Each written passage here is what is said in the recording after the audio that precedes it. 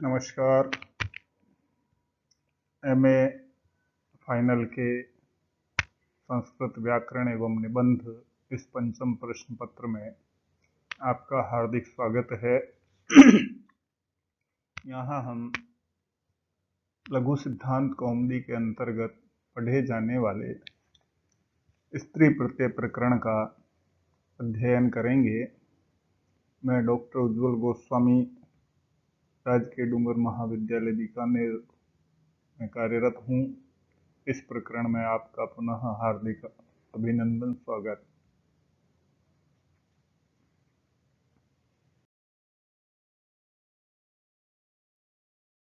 पिछले कुछ वीडियोज में हमने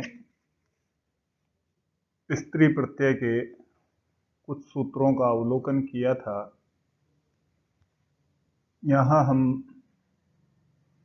स्त्री प्रत्यय में गीप प्रत्यय का एक वार्तिक है।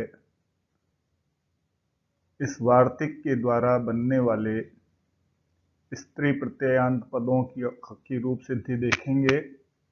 वार्तिक है नय, स्नय, ईकक, छूंस, तरुण, तलुना नाम उपसंख्यानम।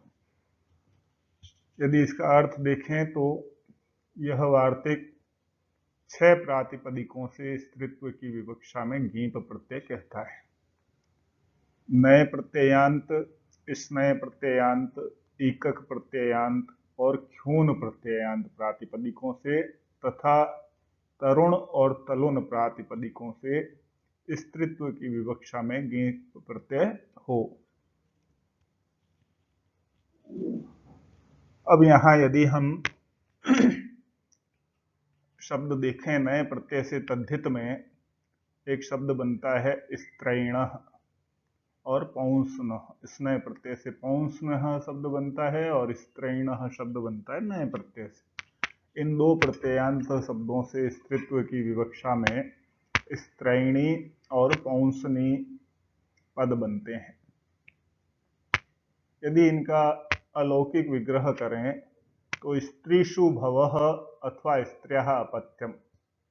इसी प्रकार पुंस शब्द से यदि करें तो पुंसु भवः अथवा पुंसो अपत्यम। तद्धित प्रत्यय अनेक अर्थों में प्रयुक्त किए जाते हैं। तो यहाँ पर हम भव अर्थ में इसका ग्रहण करते हैं तब तो सप्तम्यंत पद बनेगा, और अपत्य अर्थ में यदि इसका ग्रहण करते हैं तो षष्ठ्यंत पद बनता है। अब इस सप्तम्यंत यहाँ सामान्य रूप से हमें यह याद रखना चाहिए कि भव अर्थ में इनका ग्रहण किया जाना चाहिए। तो स्त्री पुंसाभ्याम नय स्नयौ भवनात्। स्त्री और पुंस प्रातिपदिकों से तद्धित संज्ञक नय और स्नय प्रत्यय क्रमशः होते हैं। तब हमारी स्त्री स्थिति दो रूपों में या अनेक रूपों में बन सकती है। अनेक अर्थों में जब हम उनको देखते हैं तो भव अर्थ में यदि देखेंगे जब तो स्त्री प्लस सुप प्लस नय बनेगा, अन्यथा अपत्य अर्थ में देखेंगे तो स्त्री प्लस घस प्लस नय बनेगा। इसी प्रकार पुंस में भी देख सकते हैं और स्नय प्रत्यय की प्राप्ति होती है। तदुपरांत जब प्रत्यय की प्राप्ति हो जाती है तो पूरा प्रत्यय लगने के बाद समस्त पद या समस्त वर्ण समुदाय एक शब्द बन जाते हैं और उस प्रत्ययांत के कारण से उनकी प्रातिपदिक संज्ञा होती है कृत तद्धित समासाश्च सूत्र से।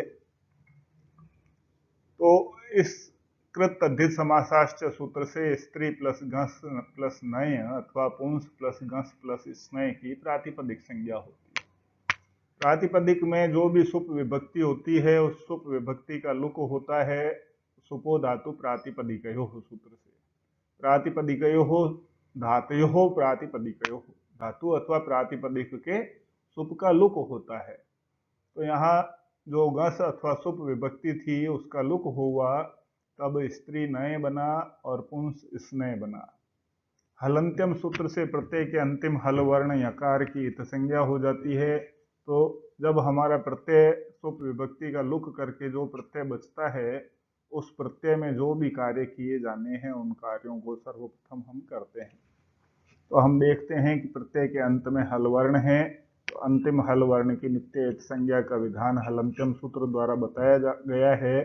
अतः सर्वप्रथम अंतिम हल वर्ण यकार की इत संज्ञा हुई, और जिसकी भी इत संज्ञा होती है उसका तस्य लोपः सूत्र से लोप होता है, तब स्त्री प्लस न और पुंस प्लस स्न रूप बनता है।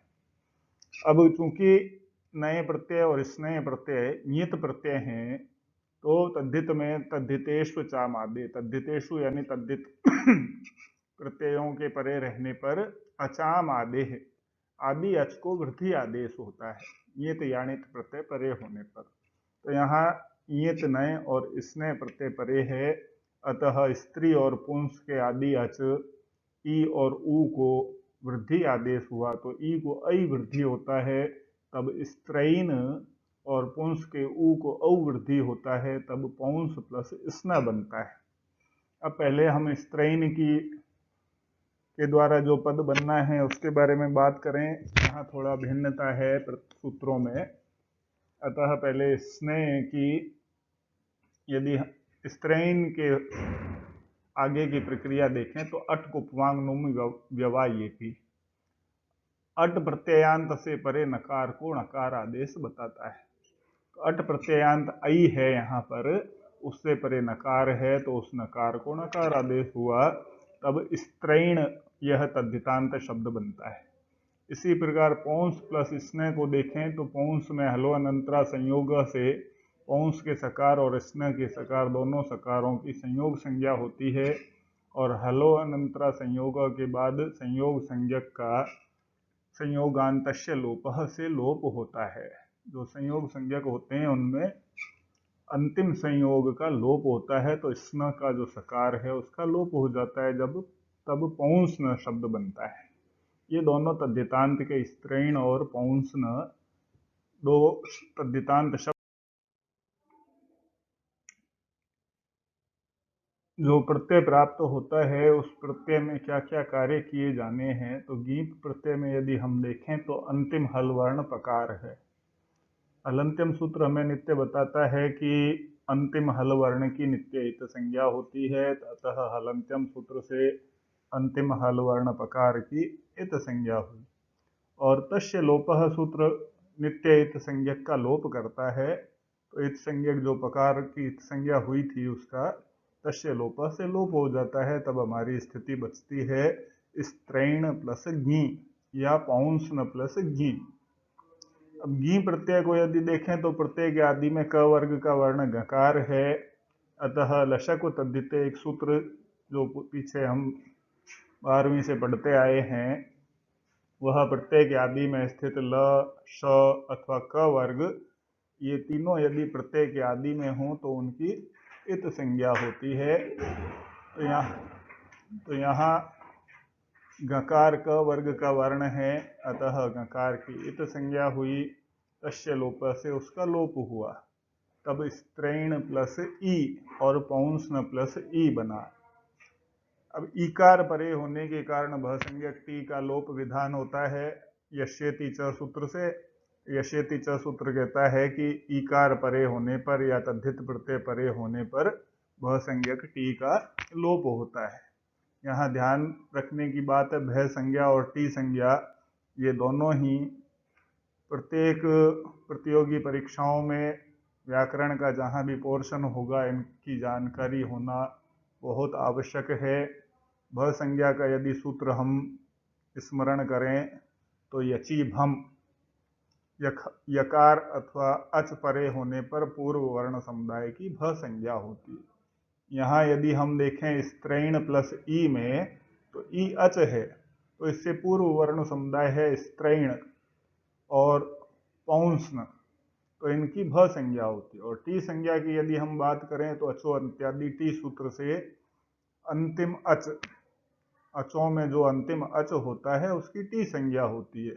तो स्त्रैण और पौंसन में यदि हम देखें, अंतिम अच णकार का अकार है और न का अकार है। तो यश्यति च सूत्र कहता है ईकार या तद्धित प्रत्यय परे होने के कारण भ संज्ञक टी का लोप होता है। तो भ संज्ञा टी यहाँ अंतिम अकार है, तो अंतिम अकार का लोप हुआ, तब न और न हल हो गए, और हलो अनंतरा संयोग से संयोग करने पर स्त्रैणी और पौंसनी ये स्त्रीत्व की विवक्षा में शब्द बन गए। अब इसके बाद की स्थिति यदि हम देखें तो किसी भी शब्द से पद बनाने की प्रक्रिया हम प्रारंभ करते हैं। तो शब्द से पद बनाने के लिए जो विधायक सूत्र प्रयोग में लिए जाते हैं उनमें सर्वत्र इन्हीं सूत्रों का प्रयोग किया जाता है। तो हम देखते हैं कि सर्वप्रथम विभक्ति विधायक सूत्र जो सु औ जस अम औट षष्टाभ्याम धिस, यह जो सूत्र है यह सूत्र सुप कहलाता है और इसे प्रत्यय कहते हैं। और प्रत्यय क्या होते हैं? परे होते हैं। परे किससे होते हैं? तो उसके लिए बताया ज्ञाप प्रातिपदिकात। ज्ञंत, आबंत और प्रातिपदिक से परे सुप विभक्ति या सुप प्रत्ययों की प्राप्ति होती है। तो यहाँ तक ये चारों पांचों सूत्र एक साथ प्रयोग में लेकर के आगे जो सुप प्रत्यय या सुप विभक्तियां बताई गई हैं, 7 विभक्तियां होती हैं किसी भी शब्द में और प्रत्येक में एक वचन, द्विवचन और बहुवचन संज्ञा होती है। अतः द्वयेक यो द्विवचनैक वचने, यह कहता है कि एक वचन की विवक्षा में एक वचन की विभक्ति का प्रयोग करना चाहिए, द्विवचन की विवक्षा में द्विवचन का प्रयोग किया जाना चाहिए। तो हमारा स्त्रैणी शब्द और पौंसनी शब्द एक वचन का है प्रथमा विभक्ति, अतः प्रथमा विभक्ति एक वचन की विवक्षा में सु विभक्ति प्राप्त होती है। तब हमारी स्थिति बनती है स्त्रैणी सु और पौंसनी सु। अब सु को यदि देखें तो सु उपदेश है। उपदेश किस रूप में है? आद्योच्चारणम। उपदेश आद्योच्चारणम, आदि आचार्यों के द्वारा जो कहा गया है वह उपदेश है। तो व्याकरण के संबंध में 3 चीजें देखने को मिलती हैं, सूत्र, वृत्ति और टीका। तो इन तीनों में जो भी चीज कही गई है वह क्या है? उपदेश है।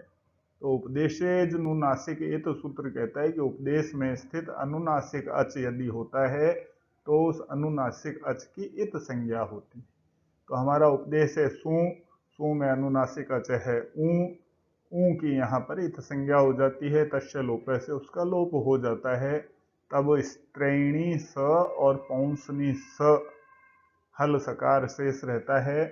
तदुपरांत अंतिम प्रक्रिया में यदि हमारे पास हलंत, ज्ञंत, आबंत और दीर्घ शब्द हैं सकार से पूर्व, तो उस सकार का, बचे हुए सकार का लोप होता है। सूत्र हलंग्याभ्यो दीर्घात सुतिष्य प्रक्तम हल, यह 3 अवस्थाओं में 3 प्रत्ययों के शेष बचे हुए हल का लोप करता है। हलंत, ज्ञंत गी प्रत्यय जिसमें लगाओ, आबंत आकारांत जो शब्द है, दीर्घात दीर्घ शब्द भी यदि हैं तो उनसे परे सु के अप्रक्त हल का, ती के अप्रक्त हल का और सी के अप्रक्त हल का लोप होता है। यहाँ हमारे पास स्थिति है ज्ञंत शब्द है, स्त्रैणी और पौंसनी, उससे परे सु का अप्रक्त हल यानी अप्रक्त का तात्पर्य शेष बचे हुए। तो शेष बचा हुआ सकार है तो उसका लोप हो जाता है। तब हमारी प्रथमा विभक्ति एक वचन की विवक्षा में स्त्रैणी और पौंसनी ये 2 प्रयोग सिद्ध होते हैं। धन्यवाद।